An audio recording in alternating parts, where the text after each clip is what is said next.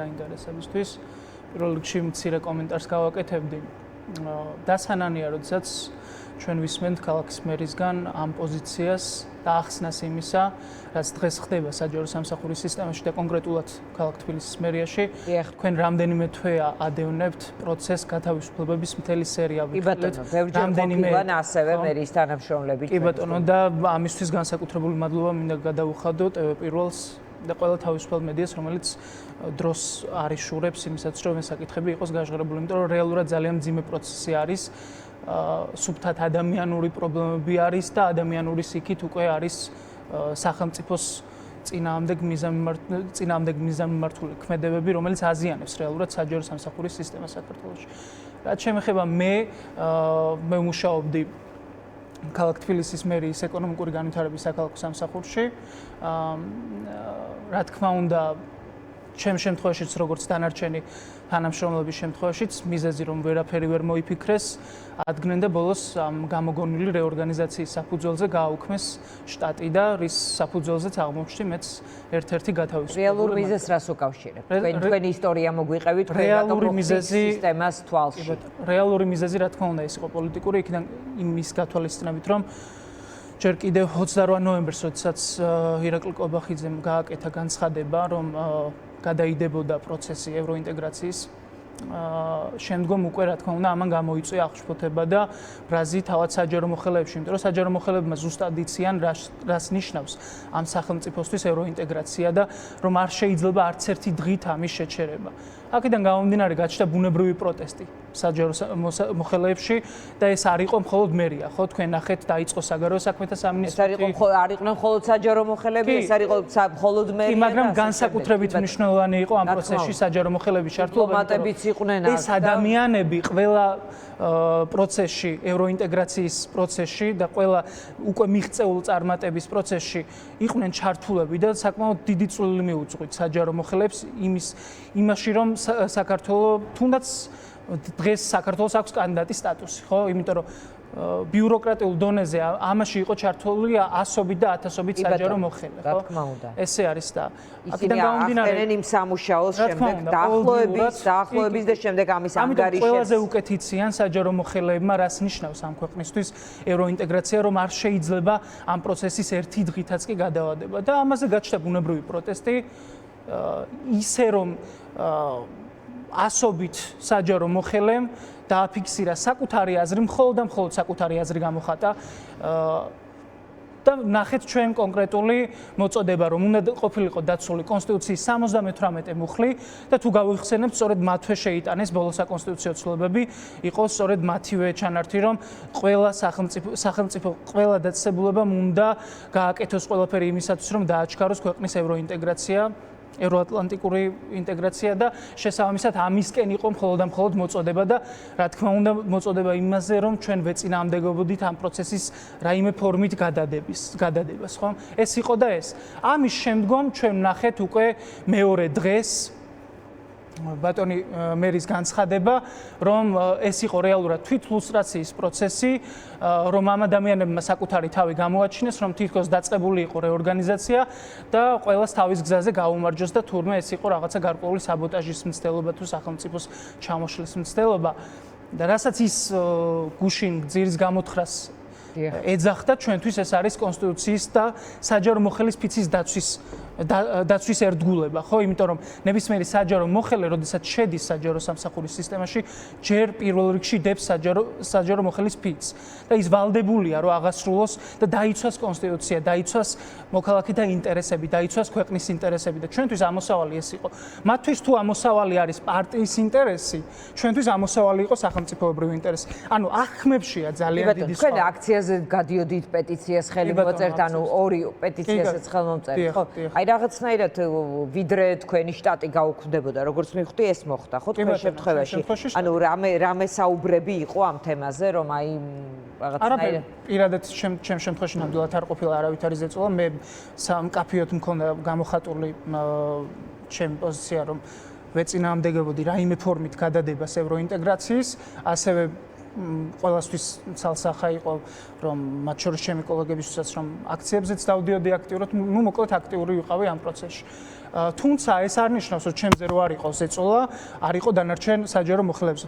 თუ კი ჩვენ გადავხედავთ იმ პეტიციას, რომელიც ჩვენ გავავრცელეთ 30 ნოემბრის და 1 დეკემბრის. როგორი აღქმა? აი დიანა, ძალიან მინდა რომ აი ეს მომენტი ვთქვა, რომ სადაც მტკიცდება, რომ რეალურად იყო პოლიტიკური რეპრესიები და ზეწოლა ძალიან მასშტაბური სახით.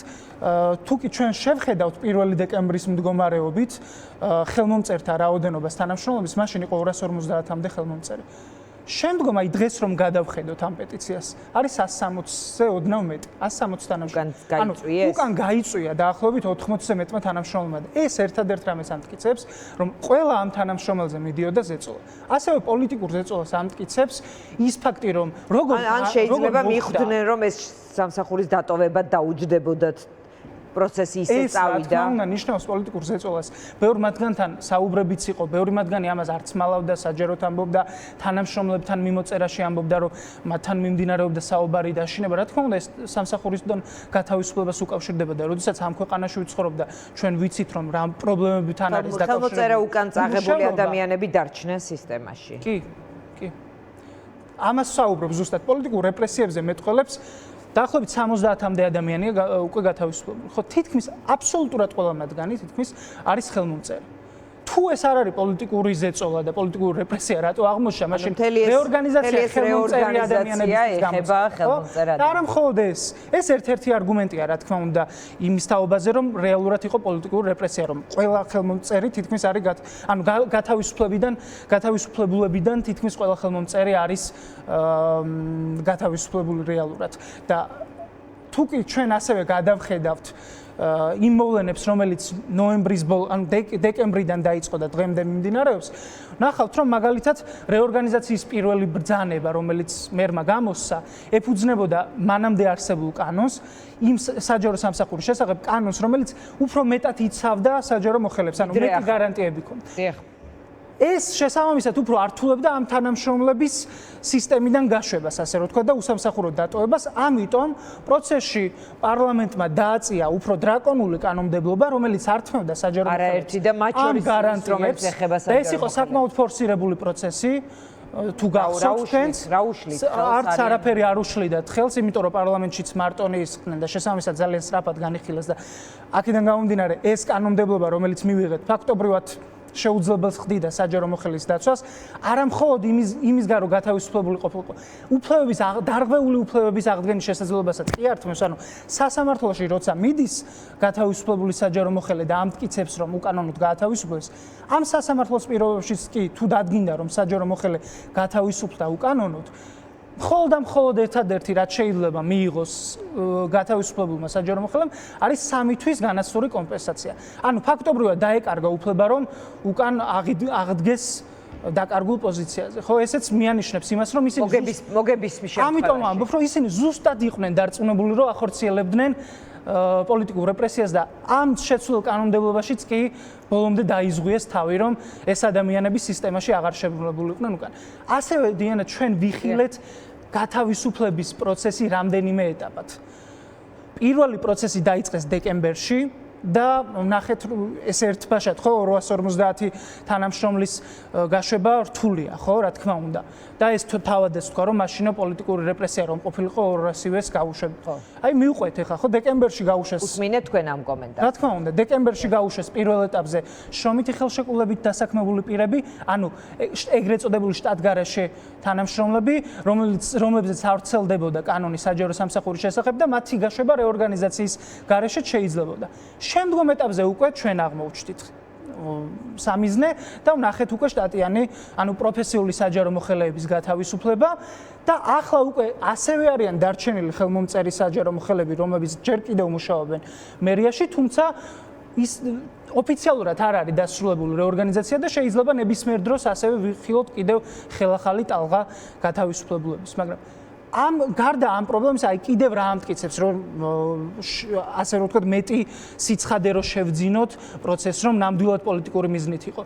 არის განყოფილებები, სადაც მაგალითად თუ კი შემცირდა უფროსი სპეციალისტის შტატი, დაემატა უმცროსი სპეციალისტის შტატი. ანუ რეორგანიზაცია იმისთვის არის, ხო, რომ მაგალითად კადრების შავით თეთრზე ეს პროცესი მიდის ისე, რომ კითხვა არ ჩნდება ეს მართლა რაღაც რეორგანიზაცია თუ აი დამიზნება არის კონკრეტული პერსონების მიმართ, რომელიც ჩათვალეს რომ რაღაცნაირად რა თქმა უნდა ამ შემთხვევაში ხელმოწერა აქციაზე დგომა არის ასეთ ვინ შეიძლება აქციას დადის პეტიციას ხელი არ მოუწერია და აი ესე შესაძლოა იყოს მაგრამ არის მაგალითად შემთხვევები რომ მხოლოდ პეტიციაზე ქონდათ მოწერილი და თვითონ ხელი მოწერილი და თვითონვე ამბობენ რომ აქციებზე არ უვლიეთ მაგრამ მხოლოდ ხელმოწერა გახდა მიზეზი გესმით არა და ტექსტი რომელიც არის ხელი მოწერილი არის ერთადერთ რამეს ამტკიცებს ჩვენ არ გვაქვს რაღაცა ის მოთხოვნები რომ მაგალითად ახალი არჩევნები უნდა დანიშნულიყო ძალიან მარტივ რაღაცას ვითხოვდით, რაზეც ყველა საჯარო მოხელე უნდა თანხმდებოდეს ამ ქვეყანაში, რომ კონსტიტუცია უნდა იყოს დაცული და მათივე შეცვლილ მათ შორის დამატებული მუხლი უნდა იყოს დაცული, იმიტომ რომ ობახიძის ხელმძღვანელობით საკონსტიტუციო კომისიის ჩანაწერი, რომელიც რა თქმა უნდა, ყველას ახსოვს. შესაბამისად აქ კითხვები არ არსებობს რომ ეს არის პოლიტიკური დაჟა. ასევე რასაც საუბრობდი, აი იმას გავაგრძელებ, რომ განყოფილებები არსებობს, სადაც შემცირდა კონკრეტული შტატი, მაგალითად უფროსი სპეციალისტის შტატი და დაემატა უმცროსი სპეციალისტის შტატი. ანუ ჩვენ მომდევნო პერიოდში ვიხილავთ გამოცხადებულ კონკურსს რეალურად იგივე პოზიციებს. ასევე არის ისეთი ადგილები, სადაც მხოლოდ სახელები შეეცვალა. მაგალითად კონკრეტული აქამდე თუ კოორდინატორი ერქვა, ეხლა სხვა სახელი დაერქვა. გაუქმდა ასევე პოლიტიკური დაჟის მიზნით ძალიან მნიშვნელოვანი დეპარტამენტი ჩვენთან ვთქვათ კულტურის განყოფილების წევრები აი ზუსტად მაგალითი იყვნენ ორი გაუშვეს ორი დატოვეს ზუსტად ის ორი რომელიც ხელმომწერი იყო დიახ ხელმომწერი იყო ასევე იგივე არის სხვა დეპარტამენტებშიც ასევე ამტკიცებს პოლიტიკური დაჟის პრეცედენტებს ისიც რომ გაუქმდა ძალიან მნიშვნელოვანი დეპარტამენტები მერიაში ამ შემთხვევაში ორ დეპარტამენტზე მაქვს საუბარი. ერთი არის საერთაშორისო ურთიერთობების განყოფილება. იქ თქვენ მშვენივრად იცით, რომ დედაქალაქის მერია წარმოუდგენელია, რომ არ ჰქონდეს საერთაშორისო მიმართულების განყოფილება, იმიტომ რომ უამრავი პროექტები იყო დაგეგმილი და უკვე განხორციელების ეტაპზე ჩვენს უცხოელ პარტნიორებთან, ხო? იმიტომ რომ მათთან ერთად მათი დახმარებით ვაკეთებდით ძალიან ბევრ საქმეს. ასევე გაუქმდა იმ ქვეყანაში, სადაც ტურიზმი არის მთავარი, ესე რომ ვთქვა, დოვლათის შემომტანი, ეკონომიკური დოვლათის შემომტანი და გაუქმდა ტურიზმის განყოფილება, მხოლოდ იმიტომ, რომ ორივე განყოფილების შემთხვევაში ხელმძღვანელები იყვნენ და არა მხოლოდ ხელმძღვანელები, თანამშრომლებიც იყვნენ პეტიციის ხელმომწერები. ანუ პირდაპირ ჩვენ ხედავთ პოლიტიკური დაჟის.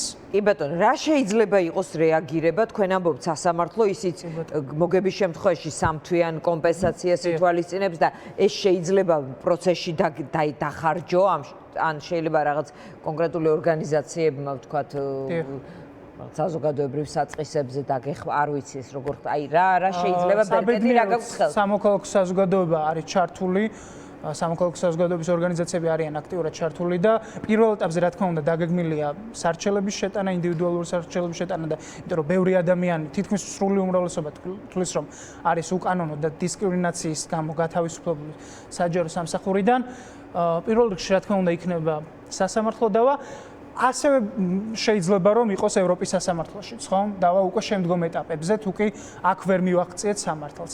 მაგრამ ასევე რაც ძალიან მნიშვნელოვანია უკვე მოკლევადიან პერსპექტივაში და ზოგადად საჯარო სამსახურის სისტემის გადარჩენისთვის ამ ქვეყანაში, იმიტომ რომ ჩვენ ვიცით რომ ძალიან ბევრი საჯარო მოხელეა, რომელიც ჩვენ აზრზეა, ზუსტად იზიარებს ამ პოზიციას, მით უმეტეს ევროინტეგრაციის მიზანთან დაკავშირებით, თუმცა არსებული სოციალურ-ეკონომიკური პირობების გამო და უსამსახუროდ დარჩენის შიშის გამო ვერ ახერხებს ამაზე ღია და საჯაროდ საუბარს. ამიტომ ზუსტად მათთვისვე უნდა გავაკეთოთ ის, რომ უკვე გათავისუფლებულ საჯარო მოხელეებთან მიმართებით შეიქმნა წარმატების პრეცედენტი, რომ ეს ადამიანები არ არიან მიტოვებულები. პირველ რიგში მოუწოდებ კერძო სექტორს, თავისუფალ ბიზნესს, პოლიტიკურ ჯგუფებს და ისევ სამოქალაქო საზოგადოებას, რომ გაერთიანდნენ ამ მიზნებისთვის და უკვე ასობით საჯარო მოხელეა სხვადასხვა უწყებებიდან გათავისუფლებულები და ამ ადამიანებს დაეხმარონ არსებულ გარემოსთან ადაპტაციაში, იმიტომ რომ ყველა ეს ხალხი არის ძალიან პროფესიონალი. აბა შევხედოთ მათ შეფასებებს, ხომ? საჯარო მოხელებთა შეფასებები არის, ყველას თითქმის ჰქონდა უმაღლესი შეფასებები, ყველას ჰქონდა სახელმწიფო ჯილდო მიღებული თავისი გაწეული სამუშაოსთვის, ყველას ჰქონდა საჯაროდ გაცხადებული მადლობა გაწეული სამსახურისთვის, ხო? ეს ადამიანები მუშაობდნენ 5-10-15 წელი და ეს არის ქვეყნის საჯარო სამსახურის სისტემის ინსტიტუციური მეხსიერება და ამას ანგრევენ რეალურად. ის რაც განხორციელდა 10 წლის განმავლობაში საჯარო მმართველობის რეფორმის სახით, ფაქტობრივად ინგრევა ჩვენს თვალწინ. აი ხელის გულზე არის ეს ყველაფერი, რომ ფაქტობრივად შლიან და ანგრევენ ყველაფერს და ამის ასევე კანონმდებლობის დოკუმენტზე ხელმოწერისთვის, რომელსაც პრინციპში უნდა ეთანხმება, აი რაღაც თემა უნდა იყოს. ხელი შეიძლება 250-მა მოაწერა, მაგრამ გაცილებით მეტი საჯარო მოხელე ეთანხმება. ძალიან დიდი მადლობა, ჯაბა ქარელი იყო ჩვენი სტუმარი. მე მას დავემშვიდობები და ჩვენი შემდეგი სტუმარია პატა ზაქარეიშვილი, კონფლიქტოლოგი. მე მას მივესალმები, ბატონ პატა, მოგესალმებით. მადლობა, რომ პასუხობთ ჩვენს კითხვებს. მე მინდა